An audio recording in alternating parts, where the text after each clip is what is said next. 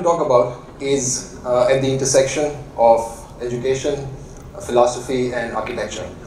Now, a lot of people have opinions about these things, and it's evident from the response that you were giving when the previous speaker was talking. So we have this immediate response to education, but it's also true about architecture.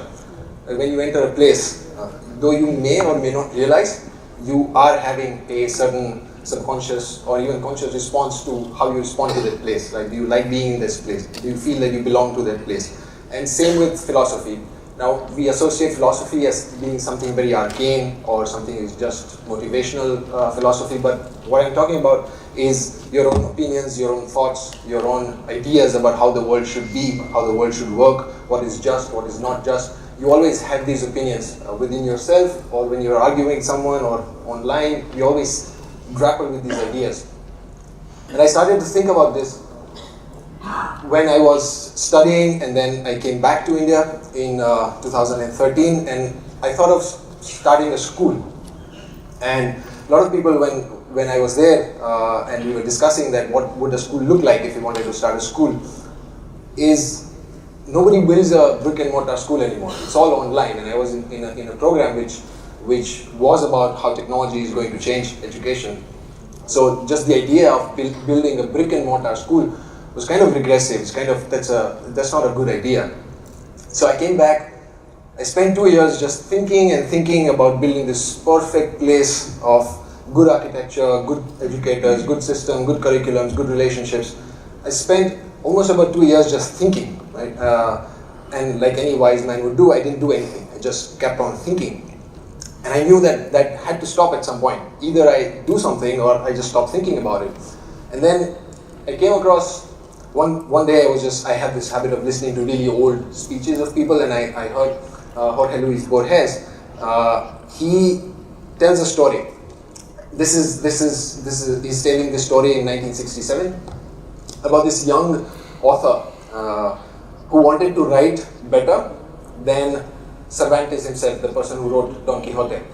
So he said, I want to be the greatest author ever, and I will spend years of my life just being better than Cervantes. So he spent years and years and years, and finally he produced work that was even better than Cervantes. But that work was 2 paragraphs. So we don't remember him anymore. Right? What I realized that perfection can come in the way of action. Just my idea of what a perfect place could be was stopping me to actually go and create something. Right? It's kind of a counterintuitive idea, but you have to stop at some point and start doing something.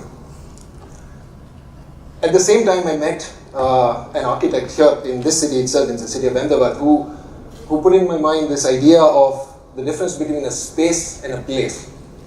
Now, he told me one line which I still remember.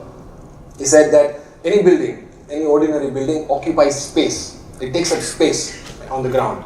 Whereas a great building, a place where you feel belonged, will give you space, will give space to its inhabitants. You won't feel that it's occupying space. Now, it's a very subtle difference between space and place, but a place gives you belongingness. And that's something that I wanted to build. This is just one photo of the place that I've built. But before we go into what a school should look like, we all have ideas of what good education is, what good curriculum is. I believe that what shapes a learning institution more than the curriculum or the board or the quality of teachers is what the founding people who are starting the school, what they hold in their mind as the purpose of education. Until you have that clear in your head, the institution will shape very differently what you have imagined. For me, education is an end in itself. It's not a means. Right? We talk about reinventing education, how to change the whole paradigm of how we teach, how we learn. And over the past few years, we have started to resent this idea of the factory model of education, and it's rightly so. We don't like the vocabulary associated with it. We don't like when we call students raw materials, or we don't like the processes that we do in the institution, whether it's higher education or whether it's school. We don't like when we tell our students that they are the output of the institution. Those vocabularies we resent, and rightly so. I resent them as well. But In place of that, we have another inherent model of what education is, and that's one of economic subservience. We think of education as being subservient to the market, right? We want our kids to be participating in the knowledge economy, or we want to prepare them for the jobs of the future. There is this inherent belief that the purpose of education is to serve the economy or to serve your own economic goals. Now it's fine to have that, but I didn't have that. For me, education is an end in itself, period. Education is good. It doesn't have to lead to anything else. Those things can be byproducts. What we need is an experience of living a shared life with certain other people in a safe place. That's, for me, what education is about. When we talk about the built space, so I want to talk about three things. The built space, how it impacts, or how you can think about it. How you think about the time that you spend in a learning institution. So those two are the outward manifestations of how you feel. And then there's one is internal manifestation. When you think about physical space, to very simply think about it is in terms of the orientation of space. So if you take this room, for example, it's inside and there's something outside. Within the inside, there are boundaries. Very simply, there's the floor, there's the walls, and there's the ceiling. Right? These three are the boundaries. These keep us out, away from the outside. They keep us protected, they keep us enclosed. Same way, there are boundaries outside as well. The boundaries of the outside are analogous. It's the ground, it's the horizon, and it's the sky. Very similar. But what matters is the openings in these boundaries that define the enclosure. So when you have a room, the openings are the doors, the windows, the thresholds. These define the place. These things define the place. Now, if you look at this picture, this is a standard visual of a classroom that we've all seen, probably we've all experienced. This place, of course, has a orientation in space. It has a floor, it has walls, it definitely has a ceiling, there are some openings. These things define a character. This place, this image is giving you certain feelings of what the space might be, what it allows and what it doesn't allow to do, right? It has a character. Now, what would be the antithesis of this room? What would be the opposite of this room? We might tend to think that it could be something like this. A more beautified room. It also has a floor and walls and ceiling. It looks vibrant. It has better colors. It has technology. It has probably a smart board and projectors. And the orientation of chairs is different. It may allow for certain new kinds of interactions. But I don't think that this is the antithesis to the earlier image. They can be inherently the same. The antithesis has to be in the character, not in the physical arrangement of space. It doesn't mean that if you have this classroom, you're doing better. No. This is a standard day in my school, where what I would like you to think about is where are the boundaries? Where are the boundaries of the space? Where is the ceiling? Where are the walls? Where is the floor? And is the character fundamentally different? Or is just the space that is different? Of course, the space is different, but what matters is what is the character, right? How is the character different? You see things like this. When we think about boundaries, we don't just think about boundaries in the space. Think about boundaries that exist in the curriculum.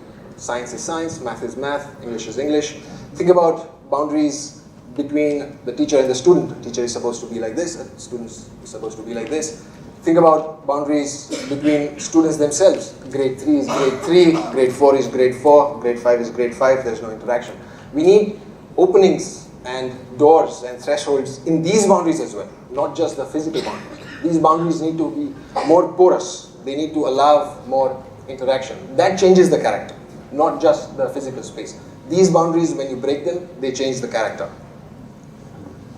Now we've talked about the boundaries in terms of space. That is one kind of orientation that a place has to do. There's another kind of orientation that a place must do, which is the orientation in time. Now, about 3 weeks ago, we were having an event at my school where kids talk to their parents. The parents come to school, and then kids would talk about what they've been learning over the last 5-6 weeks. And one of the kids, one of the girl, was the question was, what does a plant need to grow? So she says the plant needs the soil, and the plant needs sunlight, it needs water. Everybody was very happy, glad. This beautiful answer, right? Probably the girl in kindergarten 1. And the girl, after about 10 or 15 seconds, she said, oh, wait. I think the plant needs love and care as well. It's not a scientific answer. She thinks, she waits, she thinks about it, and then she said, they need love and care as well. And what this demonstrates is that children have an innate capacity for compassion. And in this case, the element of compassion for plants was that it needs time. You can't just put the seed in and the next day it's going to come out. No, it needs time. That's the value of compassion for trees or for plants. How do we get kids to orient in time? It's very difficult. We live in a world where everything is instantaneous. Everything is instantaneous. We've been fed this idea of change, that if you don't speed up, you're going to fall behind. You better speed up to hang on. We are fed this idea of instant change, of rapid change. But it's good to remind ourselves that the basic needs of human beings don't change. The need to feel loved, the need to belong, the need to be appreciated. These things don't change, no matter how fast everything else is changing. To be able to feel those things, we need certain slowness in life. We need to be in sync with the temporal sense of nature. Right? Nature doesn't work like technology. It's not instantaneous. How do we get people to appreciate and get in sync with the temporal sense of nature? To do that, what we've done is we've started a horticulture program. Extremely simple, but rarely done in schools. Now, nothing about horticulture or gardening is instantaneous. Nothing is instantaneous. Kids have to sow the seeds, wait probably some days for it to germinate, wait some more, take care of it. Someday it will start having some bigger leaves, which will probably bear some fruit. But this takes weeks, probably months. It's not instantaneous. What we want kids to understand, of course, is the scientific understanding of how trees and plants grow, the value of labor, the value of manual labor, but also try to get them into sync with the speed of nature. Everywhere else in life, the speed of how we live is fundamentally different from how nature works. We need to get them into a temporal sense with nature. So now we've talked about the orientation in time, the orientation in space, but that's all outward manifestation. How do we get people to orient themselves in their heads, in their minds? We live in a very, very confusing, chaotic, maddening world. How do we find our bearings? How do we find our foothold of how to make sense of the world? What we've missed out on doing, what schools and institutions of other learning, is that we don't allow kids to have an experience of the complex. And it's evident everywhere in our media, in our social media, everywhere, that wherever we see complexity, we kind of fall back and we want everything black and white. We want, is this right, is this wrong, is this good, is this bad? No gray area. We're missing the middle gray.